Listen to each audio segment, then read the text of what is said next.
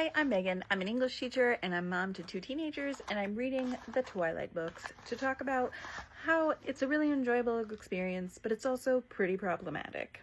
The preface is where we're going to begin today.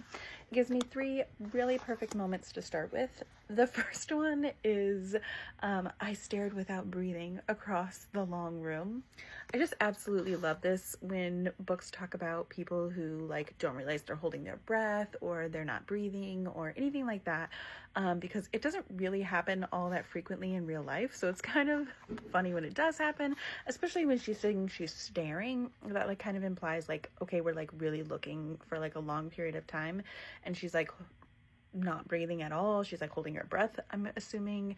And I'm just thinking in this moment filled with anxiety, she's getting ready to go face this danger, and she's just I don't know, makes me giggle a little bit. Seems a little silly.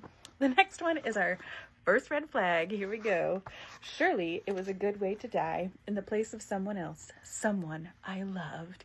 And yeah, people can die in the place of other people, or at least think that they're going to, or that can be a really honorable hero's journey kind of take. But in this case, I think we have to really remember the lens that we're going to be reading this through, which is that this book was written for teenage girls. I first read this book when I was early in college. It was after high school. I think all the books had come out, so I don't remember what year Breaking Dawn was published, but a friend of mine asked me to read them. And so that's the way that most people consumed them when they were first written. I don't know that I would say that's still the target audience, because I think a lot of us Ratties are my age, but it was meant to be read by teenage girls and taken in that way.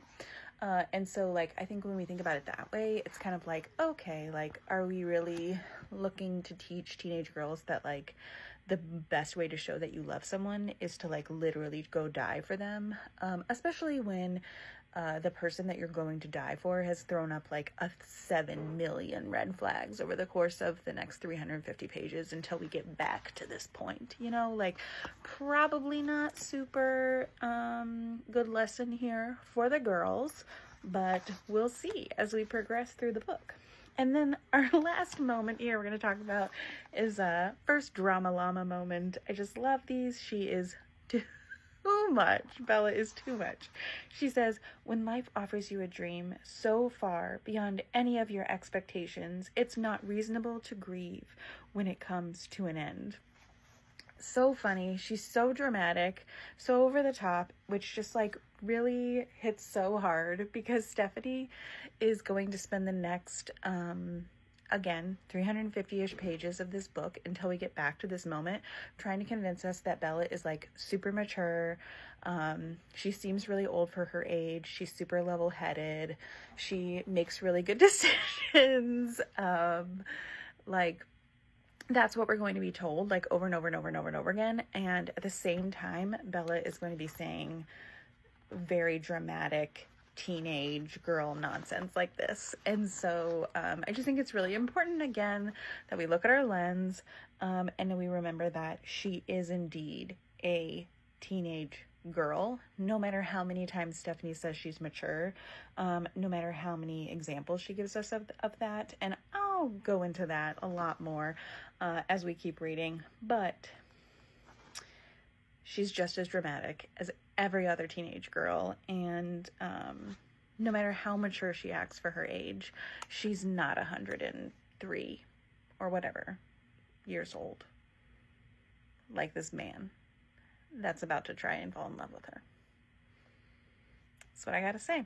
So anyway, the perfect introduction to this book, I think, this let's see, 1, 2, 3, 4, 5 paragraph preface is the perfect introduction to this book, because it is telling us exactly what we're going to get. We're going to get a lot of drama, and we're going to get a lot of red flags. So buckle up. Here we go.